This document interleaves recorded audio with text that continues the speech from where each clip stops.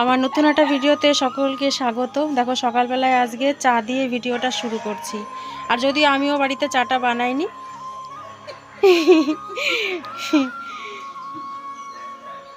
দেখাবো তোমাকে। নাও, এই যে রত্নাদিদের বাড়ি থেকে ভিডিওটা শুরু করছি। আর রত্নাদি চা করলো সকাল সকাল। আর সকালবেলা সাদা না ফেলতে নেই, তাই না রত্নাদি? বলো, সকালবেলা সাদা ফেলতে নেই, সাদলে পরে ওটা ফেলতে নেই, নাহলে নাকি সারাদিন খাওয়া জোটে না। দুপুরবেলার ভাত ফেলে রেখে মানে খাবার ফেলে রেখে মোটামুটি উঠতে নেই, এটাই হচ্ছে কথা। তো যাই হোক, সকালবেলায় চা বিস্কুট দিয়ে ভিডিওটা শুরু করছি। আশা করি তোমাদের আজকের ভিডিওটা ভালো লাগবে, তাই একদম স্কিপ না করে পুরো ভিডিওটা দেখতে থাকো। আর চুলের এরকম অবস্থা, সকালবেলায় স্নান সেরে পুজো দিয়ে উঠলাম, ভাবলাম একটু সবজি রাখবো, সেই জন্য রাস্তায় এসছি। ওই সবজিওয়ালা ওই মাথায় দাঁড়িয়ে রয়েছে। তো চলো একটু বেগুন রাখবো, যদি বেগুন পাই, আর একটু মূলো, মানে একটু মূলো না কি, গোটা মূলো নাকি। দেখো তুমি মূলো মূলো বললো, আমার মূলো চলে আসছে। লাউ, একটা লাউ নেব। আরে বিউলির ডাল এনেছে, বুঝেছো? সেই বিউলির ডাল দিয়ে একটু ভাবছি লাউ দিয়ে করবো। কুমড়োটা তো সুন্দর, দারুণ কুমড়া, কাঁচার মধ্যে ভালো কুমড়া। দেখি 10 টাকা দেও দেখি একটু কুমড়া, এই সাইড দিয়ে দেবা। হ্যাঁ, টাইপের কুমড়োগুলো না জল জল বেরোয় না রান্না করলে। হ্যাঁ, বেশ ভাল লাগে এই কুমড়ো ভাজা, তো আমার ভীষণ ভালো লাগে। একটু কালো জিরা কাঁচা লঙ্কা ফোড়ন দিয়ে রান্না করলে। 10 টাকার অতটা হবে নাকি? না না, না, আমি ভাবলাম আমার 10 টাকার অতটা দিতেছে নাকি। দারুণ বেগুন। এই এগুলা কি কি ফুলকপি না অন্য কিছু? বাবা মারাত্মক ফুল। কত করে? 10 টাকা। দেখি একটা ফুলকপি। আরে কালকে বাজারই করে নাই, জানো? কুমড়ো কুমড়ো একটা সাদা দেখা দাও, হাতির মাথা। এইটা দিও, এইটা। এই বেগুন বাবা সবই তো বড় বড়। হ্যাঁ, সব রকমই তো, ছোট বড় মাঝারি সাজারি সব রকম। না, এইগুলো আবার রত্নাদি পোড়ার জন্য ঠিক আছে, কিন্তু কি বলতো, ভাজা খাইতে গেলে প্রচুর তেল পুড়বে। সরু সরু বেগুনগুলো ভাজা খাওয়ার জন্য ভালো লাগে। এই বেগুন কত? 510। দেখি, এই বড় একটা গামবুট তো তুললাম। 40 টাকা দিয়ে 1 টাকা কম। আমার ওই ফুলকপিটা একটা প্যাকেটে দাও। এত বড় প্যাকেট ঢুকে? আগের 20 টাকা ছিল, কয় পয়সা হলো তাহলে? 1 টাকা দিয়ে 1 টাকা কম। ফুলকপির হাতে না ওগুলো প্যাকেট দিয়ে দিই। 1 টাকা কম, 60 টাকা। একটু পরে নিতে পারতেন টাকাটা। ও আচ্ছা, ঠিক আছে। রাখলাম 1 প্যাকেট, 100 টাকা নোট দিলাম, বলছে খুচরো নেই। কি যন্ত্রণা! সবজিওয়ালার কাছে 500 টাকা খুচরো চাইলাম, সবজিওয়ালা বলছে এখন হবে না, পরে নিও। সবজিওয়ালা কখন টাকা নিতে আসবে জানি না। তো যাই হোক, দুধটা নিলাম, দুধটা গরম করব, দুষ্টুকে খাওয়াবো।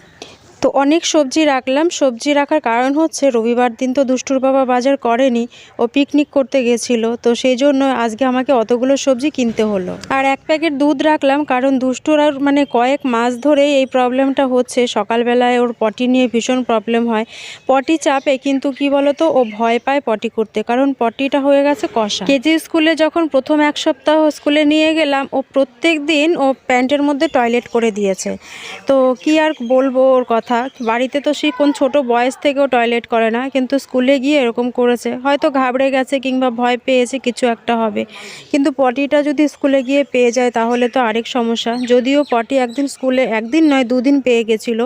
ওর প্যান্ট যখন বাড়ি এসে মানে জামা কাপড় ছাড়ালাম, দেখলাম প্যান্টের মধ্যে লেগেছিল। এই রকম যদি হতে থাকে তাহলে কি করে হবে? তাই ভাবলাম যে না, রোজ সকালেই ভাবছি ওকে একটু করে গরম দুধ খাওয়াবো। আর ওর নির্দিষ্ট কোনো টাইম টেবিল নেই পটি করার, ও যখন ইচ্ছা তখন পায় আর কি। যদি একটা নির্দিষ্ট টাইম থাকতো তাহলে হয়তো এই অসুবিধাটা হতো না।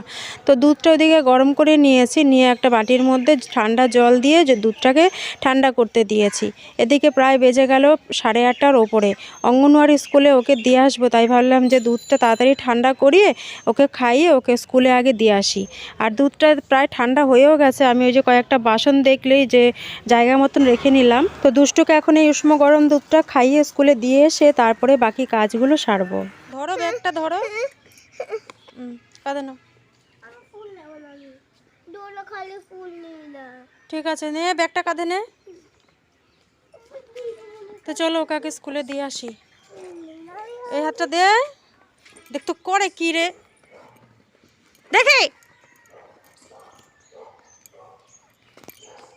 দৌড়াবে না, এখানে করবো, ওপরে না, নাড় দিস না।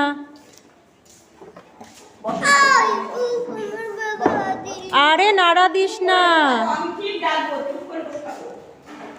খাতা বের করো বাবাই, দাও এটা আমার কাছে দাও।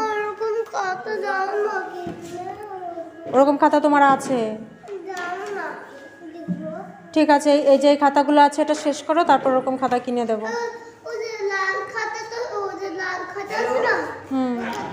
দুষ্টুকে স্কুলে দিয়ে এসে সোজা ঢুকে এলাম রান্নাঘরে। আর দেখলে যে কি কি সবজি রেখেছি, বড় একটা ফুলকপি, পালং শাক, বেগুন, এইগুলোই আর কি রেখেছি। তো মাংস কি বলো তো, গতকাল প্রায় 1 কিলো মাংস রান্না করেছিলাম। তো দুষ্টুর বাবা তো দুপুরে খায়নি, রাতেও না বাড়ি এসে আর খায়নি, তাই বলে 1 কিলো মাংস আমরা 3 মামে খেয়ে কি শেষ করতে পারি? তো অনেকটা মাংস রয়েছে, সেই জন্য মাংসটা গরম করব। আর করব হচ্ছে একটু বেগুন ভাজা, সেই জন্যই একটা আগের বেগুন ছিল, সেই বেগুনটাই আর কি ডুমো ডুমো করে কেটে নিয়েছি।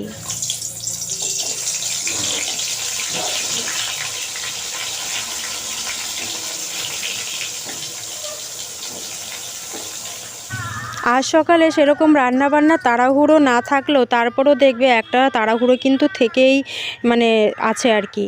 তো মাংসটা এই যে দেখো যেরকম রেখেছিলাম কালকে রান্না করার পর বাটিতে বাটিতে দুবেলার জন্য, সেরকমই রয়েছে।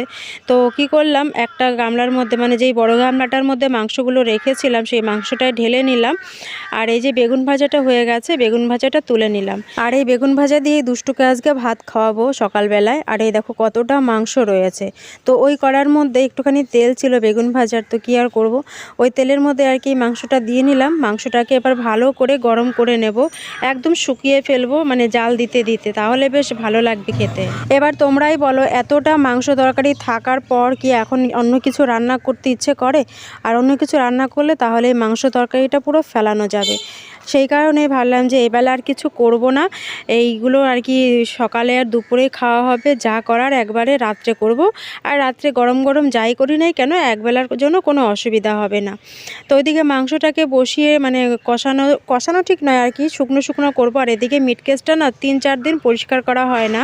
তো কি ভাবলাম যে মাংসটা ওদিকে মানে জাল হতে হতে আমি এদিকে মিট কেসটাকে ভালোভাবে পরিষ্কার করে নিই।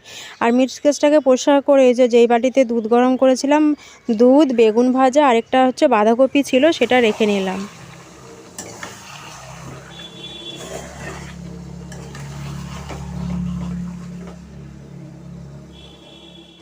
দেখো যতই ভাবি যে কাজ নেই একদম কাজ কম, তো কিন্তু সেটা কি আর হয়? দেখো ওইদিকে একটা কাজ সারতে সারতে এদিকে দেখো বেসিনের মধ্যে কতগুলো বাসন জমে গেছে।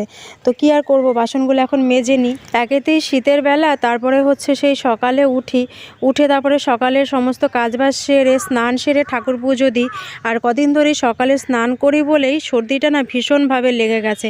তারপর ধরো রান্নাঘরে ঢুকলে পরে তো জলের কাজ আছেই, এইগুলো করতে করতে যেন আরও সর্দিটা লেগে গেল বেশি। তো যাই হোক, চলো বেশি বকবক না করে হাতের কাজগুলো সব সেরে নিয়ে তারপরে দুষ্টুকে যাই স্কুল থেকে নিয়ে আসতে, এনে তারপর তো ওর পিছনে একটা যুদ্ধ। আর আজকে কি যুদ্ধ হলো সেটা তোমরা পুরোটা না দেখলে বুঝতে পারবে না, কারণ আমি না মেয়েটার সঙ্গে এরকম কখনোই করি না, কিন্তু আজকে ও প্রচুর মাথা গরম করে দিয়েছে আমার। তো যাই হোক, ভিডিওটা একদম স্কিপ না করে দেখো, আর যদি ভালো লাগে তাহলে একটা লাইক করো, যদি এখনও পর্যন্ত কেউ লাইক না করে থাকো। আর যদি চ্যানেলটা সাবস্ক্রাইব করা না থাকে তাহলে অবশ্যই কিন্তু চ্যানেলটিকে সাবস্ক্রাইব করে নিও। আর হ্যাঁ, পাশের যে বেল আইকনটি আছে ওটাই কিন্তু প্রেস করতে একদমই ভুলে যেও না, কারণ আমি যখন ভিডিওগুলো পোস্ট করব সবার আগে নোটিফিকেশান তোমাদের কাছে পৌঁছে যাবে। তো তোমাদের সঙ্গে কথা বলতে বলতে দেখো আমার কিন্তু অনেকটা কাজই সারা হয়ে গেল। এখন দুষ্টুকে স্কুল থেকে এনে ওকে রেডি করিয়ে তারপরে যাব কেজি স্কুলের পথে। তো ভিডিওটা একদম স্কিপ করো না, দেখতে থাকো। তো দুষ্টুকে নিয়ে বেরিয়ে পড়েছি স্কুলের দিকে। আর আজকে দুষ্টুকে না মেরেছি, তার কারণ হচ্ছে ও আজকে স্কুলে আসতে চাইছে না। এই যে কই তুই, এই যে দেখাবে না। এদিকে টাইম হয়ে যাচ্ছে, ওই স্কুল থেকে নিয়ে আসলাম, নিয়ে এসে কটা ভাত খাওয়ালাম, সেই যে তখন থেকে কান্না শুরু করেছে, কিছুতেই ও স্কুলে যাবে না। আমি বড় স্কুলে যাব না, এইরকম কান্না শুরু করেছে। হ্যাঁ, এবার কার বলো মাথা ঠিক থাকে? এই যে বলছি যে থাম থাম থাম, ও কিছুতেই থামবে না। বলি থামার কথা, আরও জোরে জোরে কান্না শুরু করে দিয়েছে। রাগের মাথায় দিয়েছি 2-3টা পিঠের মধ্যে। প্রত্যেক দিন ওই রকম করে, প্রত্যেক দিন। একদিন যদি বা ইয়ে করে সেটা ঠিক আছে, প্রত্যেক দিন ওর একই বায়না আমি এই স্কুলে যাব না। তো যাই হোক, আমিও না হাঁপিয়ে গেছি এত তাড়াহুড়ো করে 10টার মধ্যে সমস্ত কিছু করা, তার মধ্যে যদি এরকম জ্বালাতন করে। তো দুষ্টুকে স্কুলে ভেতরে দিয়ে তারপরে এই যে এসে বসলাম। আর আজকে লেট হয়ে গেছে, আমি যখন ঢুকলাম তখন গেট পড়ে গেছে। এইবার প্রার্থনা হলো, প্রার্থনা হওয়ার পর গেট খুললো। গেট খোলার পর এবার যে কয়জন বাচ্চা দেরি করে ঢুকেছে সব কটা বাচ্চাকে গেটের ওখানে দাঁড় করিয়ে দিয়েছে। মিনিট 10 মতন দাঁড় করিয়ে রাখলো। আমিও মানে দাঁড়িয়ে রইলাম যে কী হলো ব্যাপারটা, দাঁড় করিয়ে রাখলো কেন। পরে বলছে যে তোরা লেট করে ঢুকেছিস, ক্লাস করতে হবে না, তোরা দাঁড়িয়ে থাক এখানে, যখন স্কুল ছুটি হবে আবার এখান থেকে বেরিয়ে চলে যাবি। আমি বাবা এটা আবার কী হলো। পরে দেখলাম যে না, ক্লাসে ঢুকতে দিল, তার আগে একটু বকা বকা দিল আর কি, যে টাইম মতন আসবি, এসে সবাই প্রার্থনা করবি, নাহলে পরের দিন থেকে কিন্তু আর গেট খোলা হবে না। আর দুষ্টুটা তো ওইখানটায় দাঁড়িয়ে দাঁড়িয়ে ওই মা টাটা করে যাচ্ছে, কান্নাটা একটু থেমেছে, পুরোটা রাস্তা কাঁদতে কাঁদতে এলো, গেটের এখানটায় এসেও কাঁদছে, মা আমি স্কুলে যাব না। তো জানি না ওর এটা কবে ঠিক হবে, অবশ্যই ঠিক হবে, আস্তে আস্তে ঠিক হবে। আর এসে বসলাম এই যে রোদের মধ্যে, আর পাশে রয়েছে সর্ষে ক্ষেত, দাঁড়াও দেখাই তোমাদের। এই দেখো সর্ষে গাছগুলো অনেক বড় হয়ে গেছে। আর ওই যে মাঠে সব বক, সাদা বক, দেখো কত বক মাঠে। আর ওই দূরে কি বলে ট্রাক্টর মানে ইয়ে করছে চাষের জন্য। বকগুলো কি বড় বড়। যাই হোক, ভিডিওটা আর বেশি বড় করছি না। আজকে সকালে যা যা করলাম সেটাই তোমাদের সঙ্গে শেয়ার করলাম, আশা করি তোমাদের ভালো লেগেছে। তো যাই হোক, তোমাদের সঙ্গে আবার অন্য কোনো নতুন ব্লগে দেখা হবে। ততক্ষণে যেন সবাই ভালো থেকো, সুস্থ থেকো আর সাবধানে থেকো। চলো টাটা।